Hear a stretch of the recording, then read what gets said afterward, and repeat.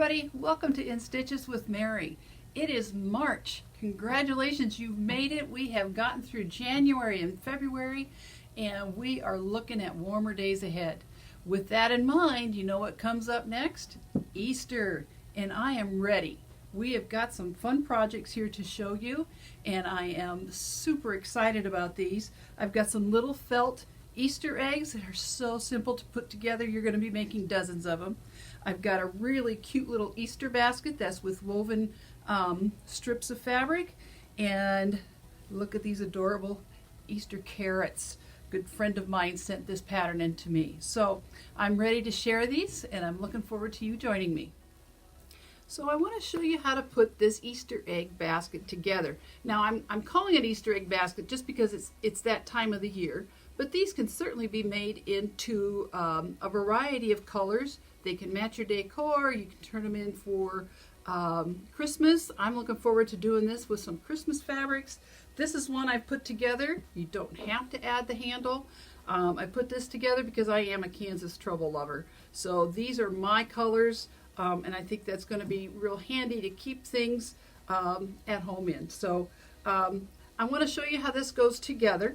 To start with, you are going to need, you can use a variety of fabrics or 2 to 3 of the same thing, but 14 strips of fabric, the width of the fabric, and you can cut them 3 inches wide. If you have a jelly roll, you could do that. You're just going to press a little bit differently to make that work.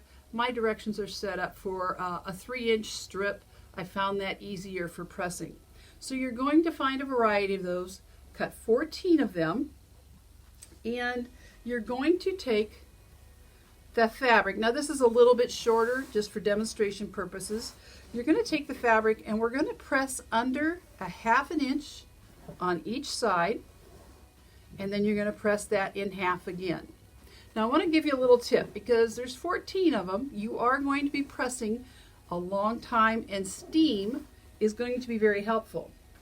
We have these little silicone finger grips, but they are heat resistant. So you're going to put those on the hand that you normally would be pressing your fabric under with and ironing with the other. So I am right-handed. I iron with my right hand. So I'm going to put these on my left hand. They just slide over. I'm going to put over all 3 of these fingers because these are the ones closest to the iron.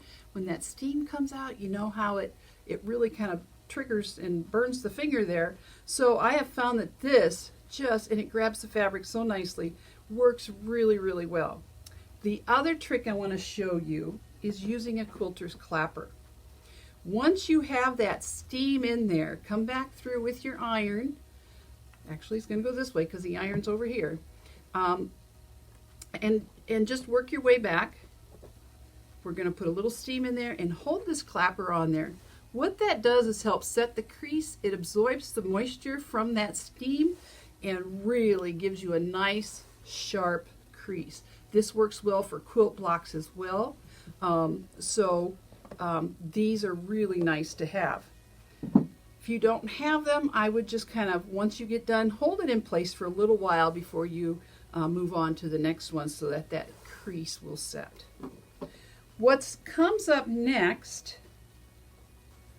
okay, so here is one I have done, and it's the full length.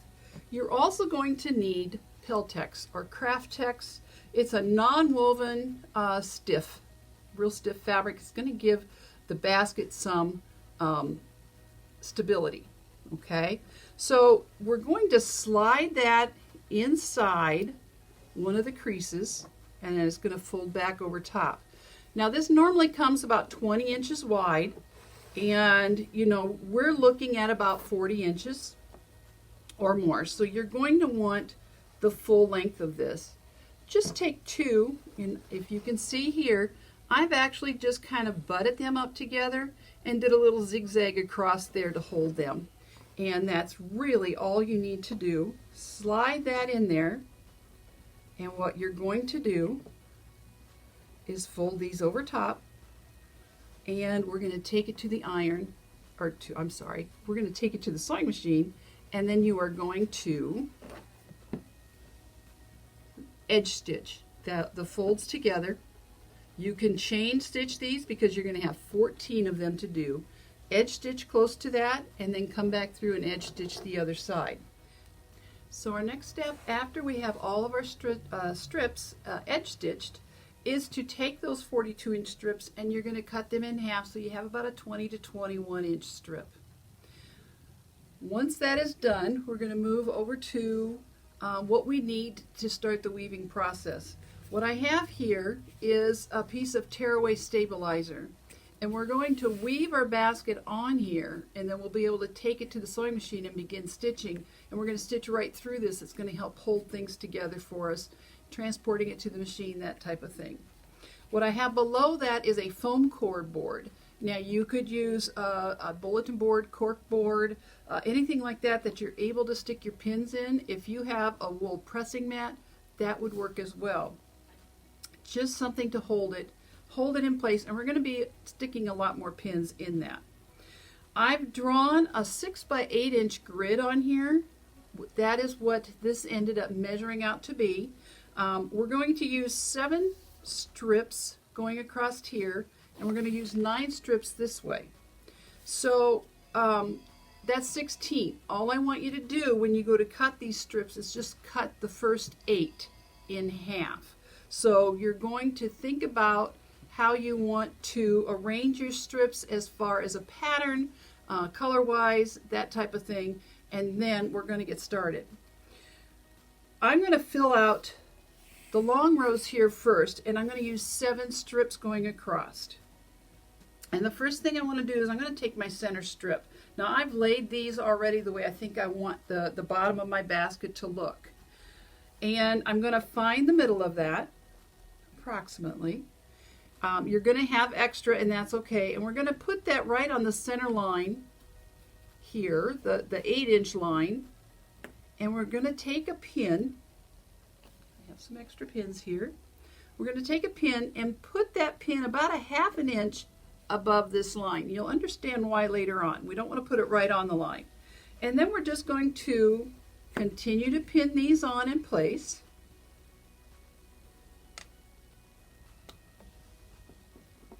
I guess I'm doing a little backwards, but that's okay. And hold those in place. This is going to be very helpful as we start our weaving process. Now you noticed I really didn't find the center. I know I'm going to have plenty of room here as I go along here.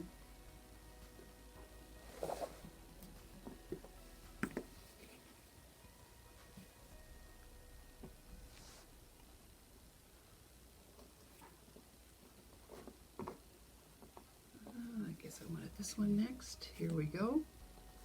All right, so we have our 7th strip in place. Now if you don't completely fill this out, it's okay. It's okay. As we start to maneuver our fabric and stuff, it's all going to work out. So we've got our base strips going this way. The next thing we want to do is to use what will be our center strip going the opposite direction. And this is just a basic weave, 1 under, 1 over as you go across. So I'll leave this one under. I'm going to bring this one up, under, over, and you're going to start the weaving process. So there's my first one. Here's what you can see why I had you put those pins about a 1/2 inch above that line. We're still going to place this strip centered, and we're going to get it right over top of this other center line that's going horizontally now. Our next step is to take another fabric strip. We'll lay it on here, but now we're going to bring the one that are underneath on top. 1 under and 1 over. So you can start to see how this will go together, and you're just going to keep that process up. Now this time we're going to have 9 strips. So after my center one, I'm going to go 4 this way, and I'll bring 4 strips up this way, and we're just going to keep continuing that process. It's a pattern. It doesn't take long, and you're going to keep manipulating these so that they do stay at right angles. So let's finish this up, and I'm going to show you what your next step is.